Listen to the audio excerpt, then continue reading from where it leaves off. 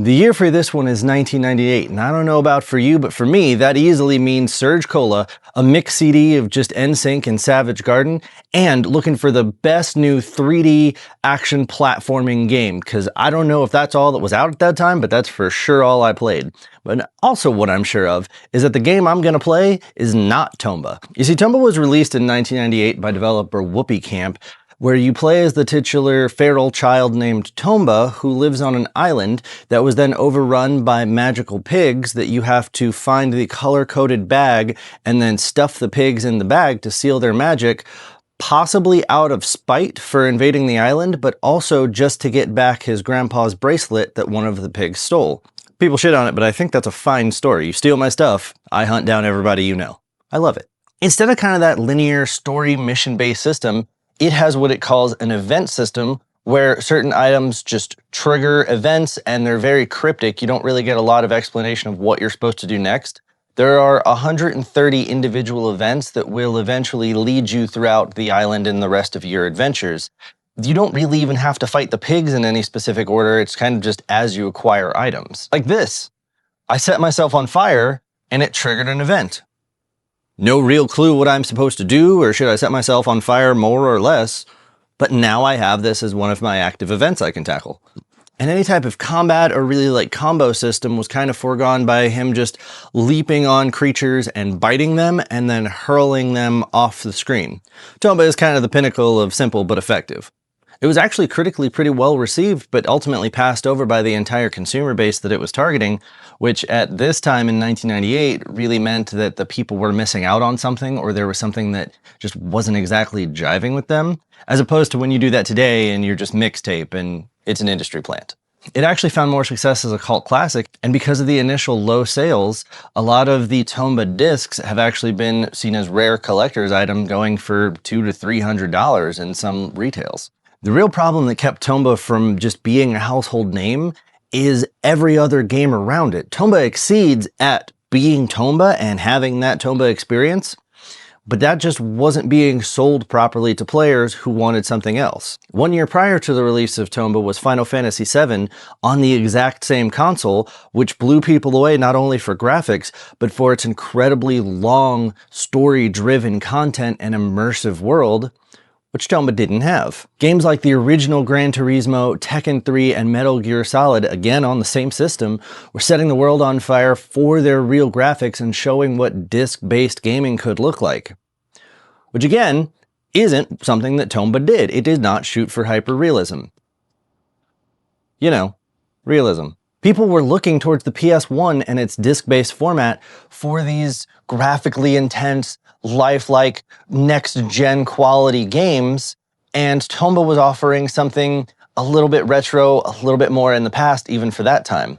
And for platformers, people were going to Nintendo and looking at absolute hallmarks like Mario 64 and Banjo-Kazooie, which again, compared to those two and their huge world exploration and upgrade systems and collectathons, Tomba was offering something a little more simple.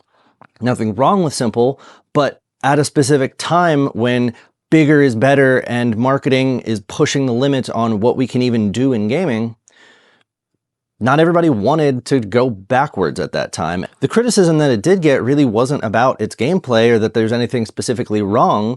It's just that people were looking for more. Every game at that time was pushing a boundary, either in storytelling or in graphics or in control schemes or something, and Tomba was offering you something that you already were familiar with, and if you have been a gamer for a while, you had probably already played something like it.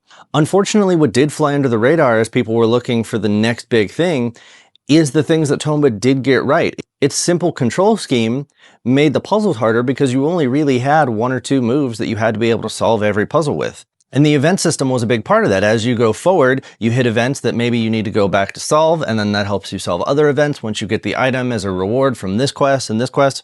Metroidvania, you know about it. And it was pulling way above its weight class in its own genre because it featured background and foreground jumping, and make sure you know that puzzles can be solved on either plane. Now again, that doesn't really hold a candle to 3D, which was the huge push at this time with Mario 64 and stuff like that, where you could fully explore the castle and walk around and spin in a circle. And that's what people were looking for. So even what it did do right kind of got overshadowed. But the question, like it is and like it always will be, is playing Tomba worth your time? Let's go to the library and talk about it.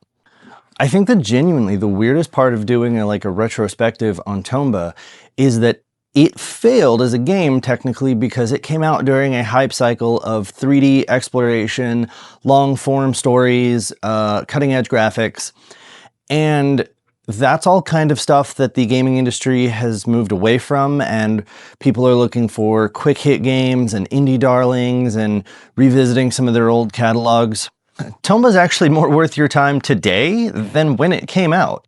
If you looked on Steam or you heard from your friends like, oh, there's this new quirky anime-inspired 2.5D Metroidvania, blah, blah, blah, it's hitting all the right words of indie games that are successful right now. If Tomba actually came out fresh today, I think it would be much more interesting for people.